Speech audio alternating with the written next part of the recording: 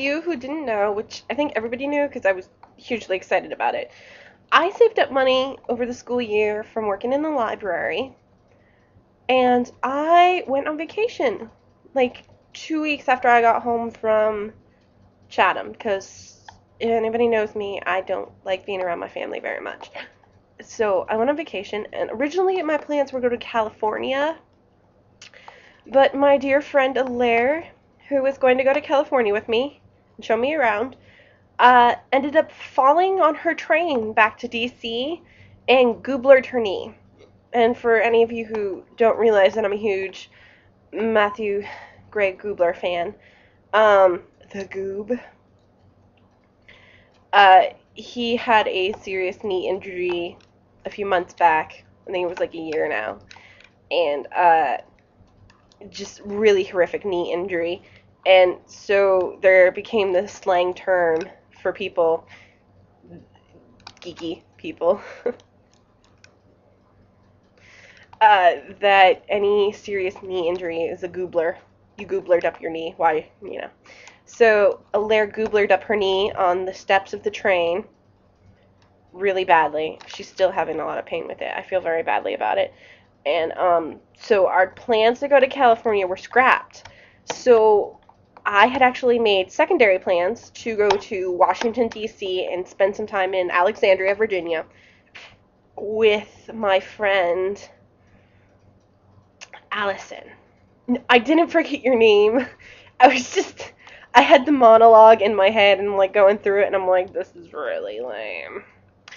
So I went to Alexandria, and I have to tell you, Allison's family were the nicest people I've ever met. Like, just bent over backwards to make me have a great time in DC, and it was fantastic. Just absolutely fantastic.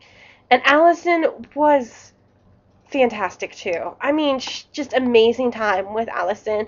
She was a really great companion to go to all of the museums with and everything, and you know, pointed out a lot of stuff I wouldn't have noticed on my own, and had a lot of really good suggestions like when not to go into DC and when not to come back to DC, because I definitely on my last day there went to the mall and the Smithsonian's by myself so I could visit the Freer Museum, which is the Asian Art Museum, which out of all the Smithsonian's is probably up there with my top favorites.